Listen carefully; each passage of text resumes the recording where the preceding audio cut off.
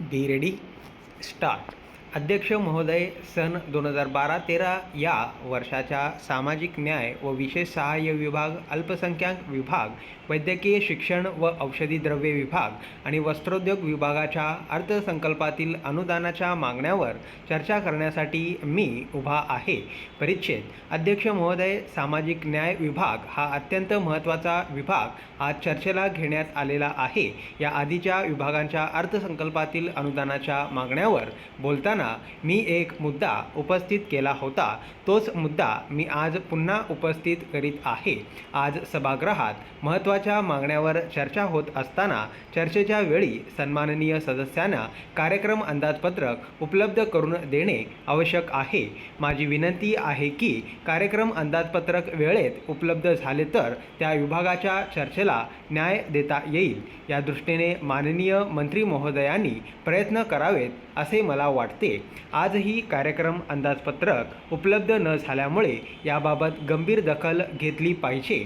चर्चेच्या वेळी कार्यक्रम अंदाजपत्रक उपलब्ध नसेल आणि प्रत्येक वेळी असा प्रकार होत असेल तर या अर्थसंकल्पातील अनुदानाच्या मागण्यावरील चर्चेला काही अर्थ राहणार नाही. परिच्छेद. अध्यक्ष महोदय, अल्पसंख्याक विभाग, वैद्यकीय शिक्षण विभाग या विभागांचे कार्यक्रम अंदाजपत्रक पाहिले तर आपल्या लक्षात येईल की यामध्ये फलनिष्पत्ती काय आहे, यावर किती पैसा खर्च झाला आहे. या विभागांच्या कार्यक्रम अंदाजपत्रकात त्याच योजना वारंवार छापण्यात येत आहेत. या विभागांच्या कार्यक्रम अंदाजपत्रकाचे केवळ कव्हर पेज बदलण्यात येत आहेत. या पलीकडे कार्यक्रम अंदाजपत्रकात कोणतेही नवीन बदल केल्याचे दिसून येत नाही. अल्पसंख्याक विभागाबाबत जो खर्च झालेला आहे त्याबाबत फलनिष्पत्ती काय आहे, त्याचप्रमाणे येणाऱ्या काळात विभागाचे उद्दिष्ट किती आहे, हा विभाग कशा स्वरूपाचे काम करणार आहे याची माहिती कार्यक्रम अंदाजपत्रकात असणे आवश्यक होते, परंतु त्याचा उल्लेख कार्यक्रम अंदाजपत्रकात दिसून येत नाही.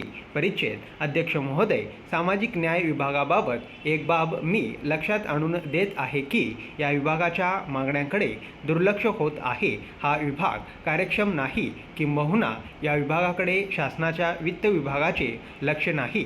गेल्या अनेक वर्षापासूनचे अर्थसंकल्प पाहिले तर अर्थसंकल्पीय अंदाज व सुधारित अंदाज आणि या विभागाला प्रत्यक्षात उपलब्ध झालेला निधी यामध्ये प्रचंड प्रमाणात तफावत आढळून येते. या विभागांचा सुधारित अंदाज हा अर्थसंकल्पीय अंदाजापेक्षा कितीतरी जास्त राहिला आहे.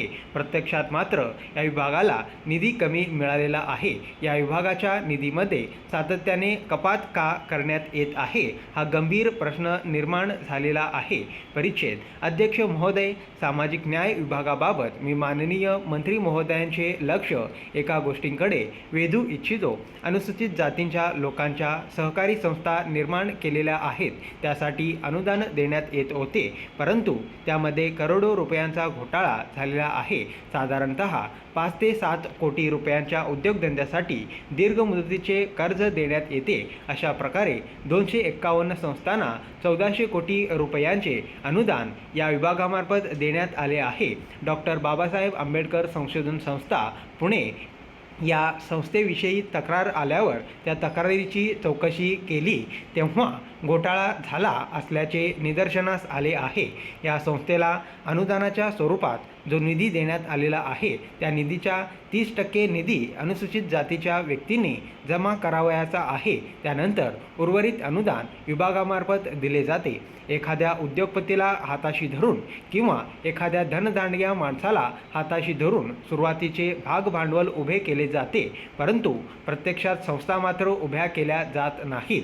माझी विनंती आहे की ज्या 251 संस्थांमध्ये 1400 कोटी रुपयांचा घोटाळा झालेला आहे त्या संस्थांची शासनाने चौकशी करून तो घोटाळा उघड केला पाहिजे आणि जे गरजू लोक आहेत त्यांना याचा लाभ कसा होईल याकडे लक्ष दिले पाहिजे. तसेच शासनाने या संपूर्ण योजनेचा फेरविचार करावा अशी माझी विनंती आहे. परिच्छेद. अध्यक्ष महोदय, सामाजिक न्याय विभागाच्या मागण्यावरील चर्चेत सहभागी होताना मला खास करून एका गोष्टीचा उल्लेख करावयाचा आहे. महिला व बालकल्याण विभाग 18 वर्षापर्यंत अनाथ मुलांची काळजी घेतो, परंतु 18 वर्षानंतरही अनाथ मुलांचे पालकत्व सामाजिक न्याय विभागाने स्वीकारण्याची आवश्यकता आहे. ज्या मुलांना पालक नाहीत त्यांचे पालक राज्य शासन आहे आणि राज्य शासनाने त्यांचे पालकत्व स्वीकारले पाहिजे. स्टॉप.